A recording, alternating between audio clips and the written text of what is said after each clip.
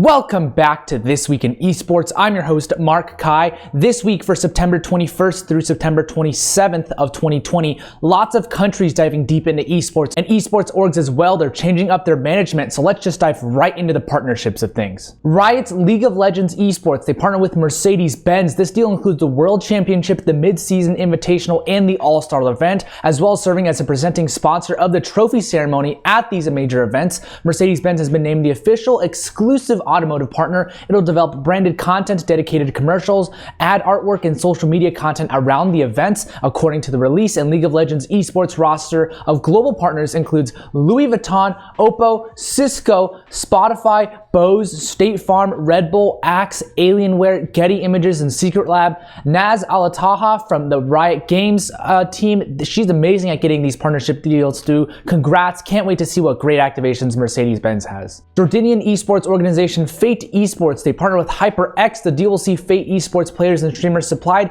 with HyperX's products, and 𝐓𝐴TE Esports is said to have competitors and streamers across Jordan, Bulgaria, Pakistan, Germany, Serbia, and Qatar, all of which have received headsets, mice, and other products in the HyperX's range. The deal will also see the peripherals brand supply the organization's training facility, in which Orange owned rights to the name. This is a pretty typical partnership, but it's cool to see HyperX investing into the Middle East region. RhinoShield, they're going to be producing Team Vitality's phone accessories. This 6-month alliance will make RhinoShield an official supplier of the team, and the company will also produce the smartphone cases featuring Team Vitality branding on there. All of the organization's players and ambassadors will be supplied with these products, and this is RhinoShield's first esports partnership, although they did previously partner with Ubisoft for Rainbow Six Siege branded smartphone cases. Haven't seen many of these partnerships before. Maybe you'll see like a D-brand or spec partnership with some mobile esports orgs. Try. CSL College and HBCU Esports Alliance, they enter into a strategic partnership together. CSL College and HEA will develop competitions, conferences,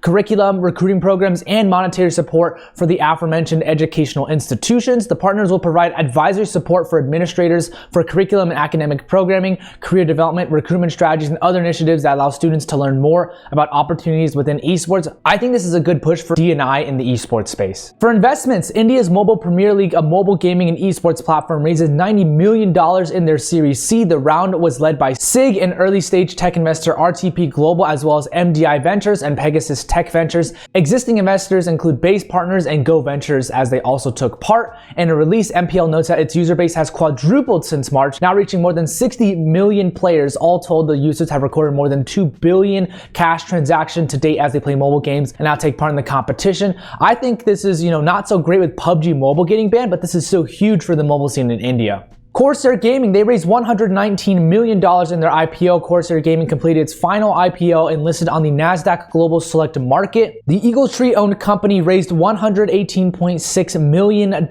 before expenses in its offering. In Corsair, they sold 7.5 million shares, which represented only 8.2% of the company's total outstanding shares after the offering, at a price of $17 per share. Let's say $1.19 underwriting discount. The offering pricing put Corsair's gaming market capitalization at $1.56 billion. Based on the 91.8 million outstanding shares. This is big for Corsair Gaming, given they own SCUF, Elgato, and Origin PC as well. Anthony Top Dog Tiffett, the founder of independent record label Dawg Entertainment, has invested in ReKTGlobal. ReKTGlobal owns and operates Rogue, London Royal Ravens, Fearless Media, Talent X Gaming, Greenlit, and Fullcube. And Tiffett, he joins the likes of Taylor Fritz, Nicky Romero, Marcus Maíz, Lex Barrero, and members of Imagine Dragons, as well as DJ Steve Aoki, Dr. Lupo, Rudy Gobert, and Landon Collins as a celebrity investor in ReKTGlobal. There's a lot of potential for deeper investment here. We'll just have to see where ReKTGlobal is putting their money. Mentioning the huge workforce changes, 100 Thieves, they expanded their executive team. Mark Rasoul as the VP of Marketing and Julie Van as VP of People. Over the course of 2020, the company has opened the 100 Thieves Cash App compound headquarters in January, and they've also added content creators and signed a competitive Valorant team.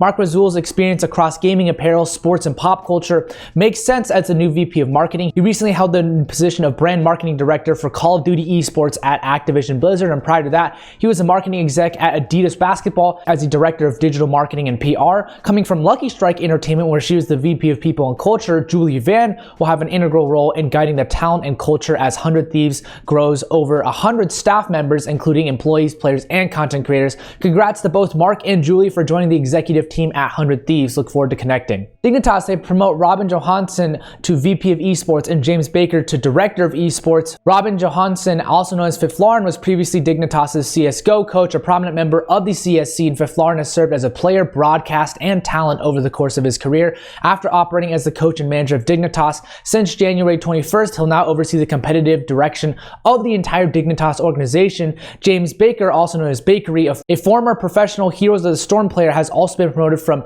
assistant GM to Director of Esports, and he'll work alongside 𝗏𝗏𝐿𝐼 to ensure Dignitas is competitive across all of its titles. Right now, Dignitas competes in League, CSGO, Rocket League, Valorant, Clash Royale, and Super Smash Bros. And they're also hiring right now if you're looking for jobs in account management, partnerships, and operations. So congrats to both Robin and James for their promotions. Fnatic, they also hire a lot of new people here. They hired Lucien as the new chairman, Soraya Sobh as the head of talent management, and George Mead as the interim partnerships director. Boyer previously served as the CMO of Vivendi, and he led Havas Sports and Entertainment as the global president and CEO. Boyer will fill the shoes of Nick Fry, who is the previous chairman, who now remains as the advisor on top of Boyer's appointment. Soraya Sobh as the head of talent management, and George Mead as the interim partnerships director. Sobh joins the organization after leading her own artist management agency that she founded 8 years ago, and Mead joins after 7 years with 𝗏𝗏𝐿𝐼, where he led campaigns with involved partners such as FC Barcelona and UNICEF. So all these folks, they bring a lot of experience outside of esports. Excited to see the fresh perspective they bring into esports. Lots of new stuff as well. Riot Games, they announced First Strike, Valorant's first internally organized tournament. The developer ran First Strike will host a series of regional tournaments across NA,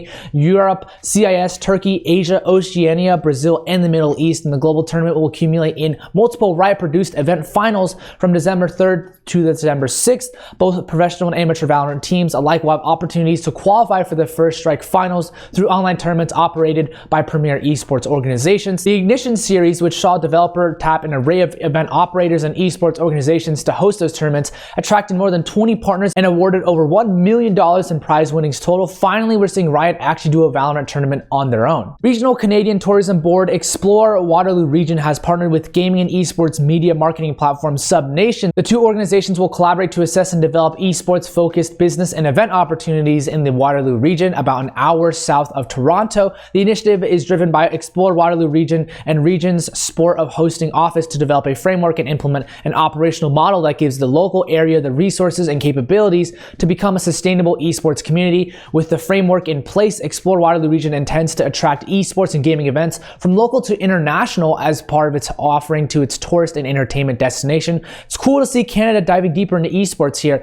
And speaking of which, Murdoch University, they're going to build an esports hub on their new Perth campus in Australia. The city of Perth is set to have a very own esports stadium as part of the $1 billion revamp of the city's university precinct by the state government. Murdoch University has secured $250 million in funding to build a new vertical campus that will include the city's first digital futures academy and an esports hub, including a stadium fit for competitive tournaments. Perth-based esports organization Pentanet GG has been engaging with Murdoch University throughout this process, and as both entities look to diversify Western Australia's economy and grow local esports, as well as establish Perth as a center for esports and gaming. Australia, they're pushing for esports, and this shows their dedication to the space, even if they're not the biggest region. 𝗏𝗏𝗄𝐸A unveils the 5-year strategy for esports development in Ukraine. 𝗏𝗏𝗄𝐸A intends to raise funds, develop streaming studios, and open an esports-ready hotel, and increase the number of international tournaments, attract investments, and more. The association plans to attract $100 million of investments, $42 million of which has already been made towards the purchase and development of this hotel on the infrastructure of the Dnipro Hotel. Another $20 million